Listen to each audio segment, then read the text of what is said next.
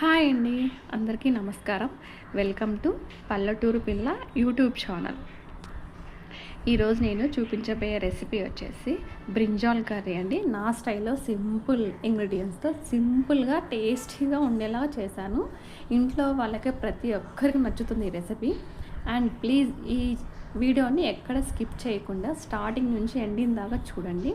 అప్పుడే మీకు నేను ఏ ఇంగ్రీడియంట్స్ వాడాను అనేది తెలుస్తుంది. సో నా ఛానల్ ఎవరైతే సబ్స్క్రైబ్ చేయలేదో ప్లీజ్ అండి సబ్స్క్రైబ్ చేయండి, లైక్ చేయండి, షేర్ చేయండి అండ్ అలాగే పక్కన ఐకాన్ని క్లిక్ చేయండి. అండ్ లేట్ చేయకుండా వీడియోలోకి వెళ్ళిపోదాం. Let's start. ముందుగా మనం ఒక ప్లేట్ తీసుకొని వాష్ చేసి పెట్టుకున్న మన బ్రింజాల్ అన్నీ వాష్ చేసుకొని నేను ఆల్రెడీ పెట్టేసుకున్నాను. సో వీటిని మనకి స్టఫింగ్ కోసం మసాలాని ప్రిపేర్ చేసుకోవాలి. ఈ మసాలాని ఎలా ప్రిపేర్ చేయాలో ఇప్పుడు మీకు చూపించేస్తాను. ఇప్పుడు వీటిని వాష్ చేసి పెట్టుకున్నాం కదా, వీటిని పక్కన పెట్టేసుకుందాము. ఇప్పుడు ఇంకో ప్లేట్ తీసుకొని ఇందులో 1/2 టేబుల్ స్పూన్ కారము అండ్ టేస్ట్కి తగినంత సాల్ట్ మరి సరిపోకపోతే మనం లాస్ట్లో చూసి అడ్జస్ట్ చేసుకోవచ్చు. అండ్ 1/2 టేబుల్ స్పూన్ పసుపు,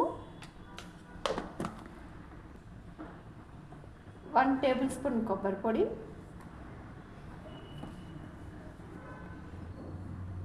1 టేబుల్ స్పూన్ ధనియాల పొడి and 1/2 table spoon garam masala.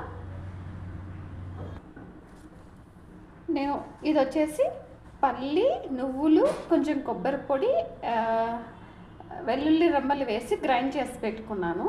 అది ఒక 2 టేబుల్ స్పూన్స్ యాడ్ చేసుకుంటున్నాను. మీకు కావాలంటే సపరేట్గా పల్లి అండ్ నువ్వులు ఇష్టం ఉన్న వాళ్ళు నువ్వులు వేసుకోవచ్చు, లేదంటే స్కిప్ చేయొచ్చు. నేను పల్లి, నువ్వులు, కొబ్బరి అండ్ లైట్గా సాల్ట్ వేసాను అండ్ కారం వేసాను అండ్ అలాగే లైట్గా కొబ్బరి పొడి కూడా వేసాను అండ్ గ్రైండ్ చేసి పెట్టుకునేది వేసుకున్నాను. అలాగే నేను ఇంట్లో ప్రిపేర్ చేసుకున్న జింజర్ గార్లిక్ పేస్ట్, ఇందులో మెంతాకు, జింజర్, గార్లిక్, కొత్తిమీర, అల్లం వెల్లుల్లి అండ్ ఒక ఆనియన్ కూడా వేసి గ్రైండ్ చేసి పెట్టుకున్నాను ఇంట్లో. మీకు ఎవరికైనా ఇలా ginger garlic homemade paste కావాలని నాకు వీడియోలో పింక్ చేస్తే నేను ఇది ఒక వీడియో మీకు ఈ రెసిపీని ఒక వీడియోలో చేసి మీకు చూపించేస్తాను. ఇప్పుడు ఇందులో 2 టేబుల్ స్పూన్ అంత ఆయిల్ యాడ్ చేసేసుకుందాము. ఇప్పుడు ఇవన్నీ బాగా మిక్స్ అయ్యేలా కలుపుకొని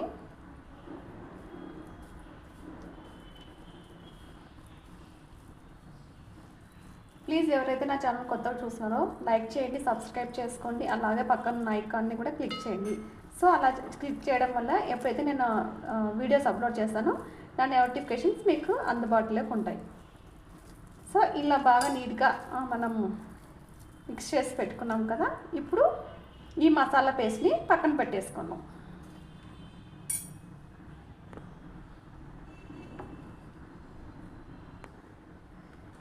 ఇవి సైడ్స్కి మనకు పెద్దగా ఉన్నాయి కదా, ఇవి కట్ చేసేసుకుందాము.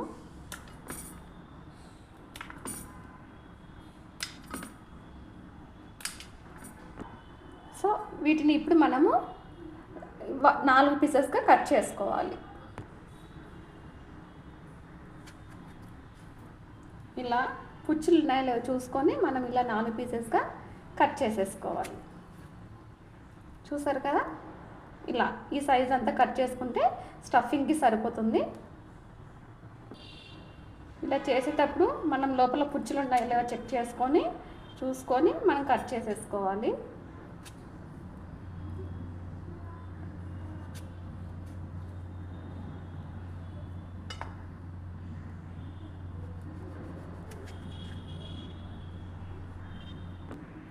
సో ఇలా అన్నీ నీట్గా ఒకదానికోటి మనం చెక్ చేసుకుంటూ కట్ చేసుకొని మన మసాలా పేస్ట్ ఏదైతే ప్రిపేర్ చేసుకున్నామో దాన్ని స్టఫింగ్ చేసేసుకోవాలి. సో మనం అన్నీ ప్రిపేర్ చేసేసుకున్నాం కదా. ఇప్పుడు ఇందులోకి మనం ఈ మసాలా ఏదైతే ప్రిపేర్ చేసామో ఈ మసాలాని మనం ఇందులో స్టఫింగ్ చేసేసుకోవాలి.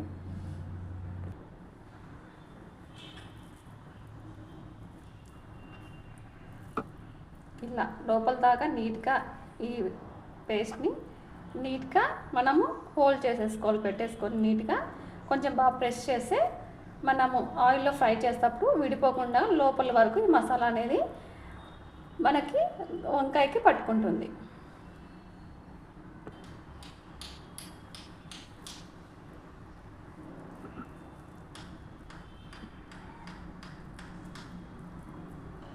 ఇలా అన్నిటిని నీట్గా మనం సెట్ చేసుకొని పెట్టేసుకోవాలి.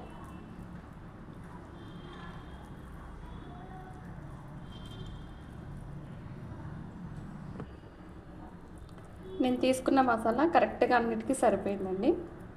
కొంచెం కూడా ఎక్కువ కాలేదు, అలా అని తక్కువ కాలేదు, అంత ఈక్వల్గా సరిపోయింది. నేను జస్ట్ ఓన్లీ ఫ్రై లాగా చేద్దాము అనేసి ఇలా సరి సమానంగా తీసేసుకున్నాను. ఇప్పుడు ప్యాన్ పెట్టుకొని ప్యాన్లోకి ఆయిల్ యాడ్ చేసేసుకోవాలి. ఒక 4 to 5 టేబుల్ స్పూన్స్ చాలు. మీకు ఆయిల్ ఎక్కువ తిన్న వాళ్ళు ఆయిల్ ఎక్కువ యాడ్ చేసుకోవచ్చు. అండ్ చిన్నగా కట్ చేసి పెట్టుకున్న ఆనియన్ మీడియం సైజ్ ఒకటి,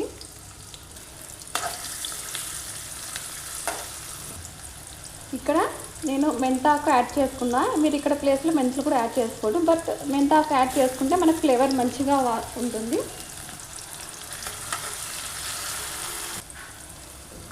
ఒక రెమ్మ కరివేపాకు,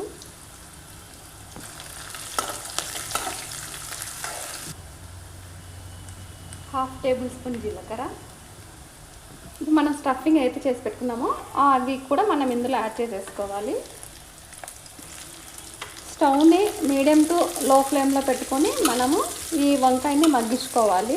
హై ఫ్లేమ్లో పెడితే మాడిపోతుంది అండ్ పైన ఒకటే మనకి మగ్గుతుంది కానీ లోపల వరకు మనకు మసాలా మగ్గదు. సో మనము స్టవ్ని మీడియం టు లో ఫ్లేమ్కి అడ్జస్ట్ చేసుకుంటూ మగ్గించుకోవాలి.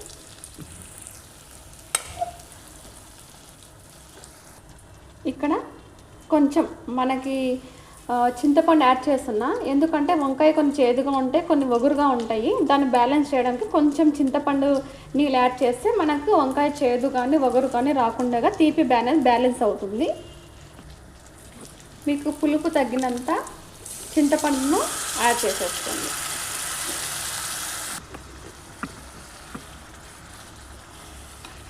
ఇప్పుడు మనం ఇదంతా బాగా మగ్గేలాగా ఒక ప్లేట్ మూవ్ చేసుకొని ఒక 10 to 15 మినిట్స్ మనం బాగా ఆయిల్లో బాగా మగ్గించుకోవాలి. ఇప్పుడు ఒకసారి మూత చేసి చూద్దాము. చూసారు కదా గ్రేవీ ఎంత చిక్కగా అయిందో, ఆయిల్ కూడా పర్ఫెక్ట్గా సరిపోయింది, ఎక్కువ కాకుండా అలా తక్కువ కాకుండా. సో మనకి ఇంకా ఒక ఫ్రై లాగా కావాలి అనుకుంటే ఇంకా ఇలానే సిమ్లో పెట్టి ఒక 5 to 10 మినిట్స్ ఇలానే పెట్టేస్తే గ్రేవీ లైక్ ఫ్రై లాగా వచ్చేస్తుంది. లేదు మీకు గ్రేవీ కావాలంటే మనం ఇక్కడే స్టవ్ ఆఫ్ చేసుకొని సర్వ్ చేసేసుకోవచ్చు. నేను ఇంకా కొంచెము ఫ్రై లాగా కావాలి అని చెప్పేసి ఇంకొక 2 to 5 మినిట్స్ పెడదామని అనుకుంటున్నాను.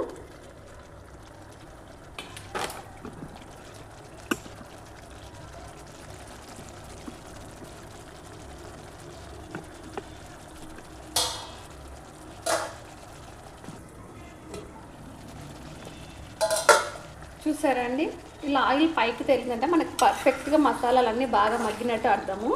ఇప్పుడు స్టవ్ ఆఫ్ చేసేసుకొని మనం సర్వ్ చేసుకోవడమే లేట్.